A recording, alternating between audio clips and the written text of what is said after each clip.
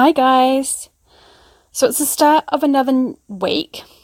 My daughter went back to school last week.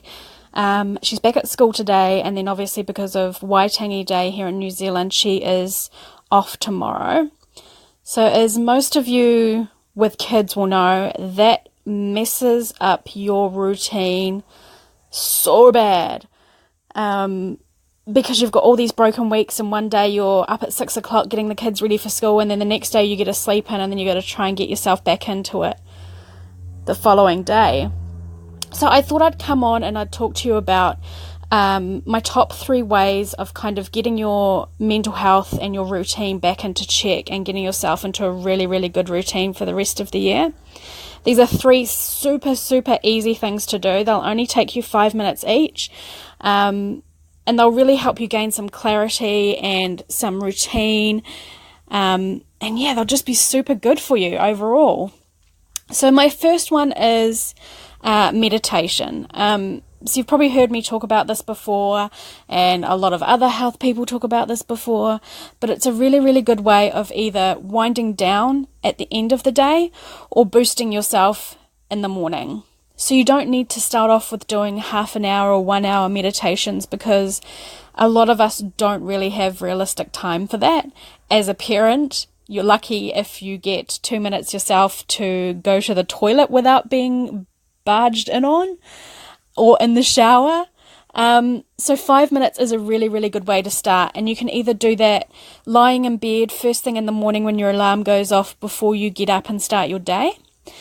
You can do that when you're sitting in the car waiting for the school bell to go at the end of the day, or you can do that at night once the kids are finally in bed and asleep, fingers crossed. Do it before you go to sleep. It can be a really, really good way of clearing your mind and helping you drift off to sleep. One thing I will note is that a lot of people have this misconception that if you fall asleep during meditation, it's bad. It is so not bad to do that. It is so helpful for me to get to sleep if I'm doing a meditation or listening to a guided meditation and I fall asleep. It's totally fine. So taking that 5 minutes and doing that is really, really awesome. The second one is walking. So I know it sounds silly, but taking an extra 5 minutes to do some walking will really help clear your head. You're getting in a little bit of extra exercise and boosting that step count for those of you that count steps.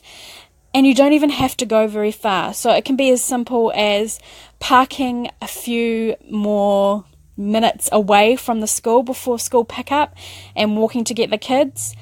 The kids will benefit as well because they're getting a bit of exercise, and at the end of the day, they're not really going to notice because they're going to be buzzing out from school. You can even park a bit further away in the morning and have that extra 5 minutes walking to school as well. Or go to the mall and walk around the mall for 5 minutes, or go to the supermarket and walk around the mall 5 minutes before you grab that bread and milk that you probably forgot to get yesterday. Just that little bit of extra time and that little bit of exercise, it all adds up at the end of the day. And not only is it going to benefit your mental health, but it's also going to benefit your health goals as well. And the last one is journaling. So journaling can be a really, really great way of clearing your head and getting all that. If you had a really crap day and the kids have really rubbed you the wrong way, and your husband came home and sat on the couch and did nothing and you're super pissed at him, it's a really good way of kind of getting those feelings out so that you're not going to bed angry and you're not carrying it on the next day. You can use it as a manifestation tool as well. Work out what you would like in your life, what are you grateful for, where you want to go. Spending that 5 minutes a day doing that is so good for you. So what you can do is take 5 minutes in the morning, or you can keep a book in your car and do it when you're waiting for school pickup, or you can do it in the middle of the day when you get home from school drop-off. Before you do anything else, take that 5 minutes out to just sit down. Okay, what have I got to do today? What did I do yesterday that I was really proud of? What can I do tomorrow that's going to really benefit me? And just kind of work things out and manifest everything that you want to happen for you. Hi, Pedalee. So those are my top 3 tips. So we've got journaling, we've got walking, and we've got manifestation. So you can kind of do all 3 in one go, that's 15 minutes, or you can break them up and do them at different times of the day. One thing I found really helpful is an app that tracks your habits, because it's really important to remember that it takes 21 days to create a habit.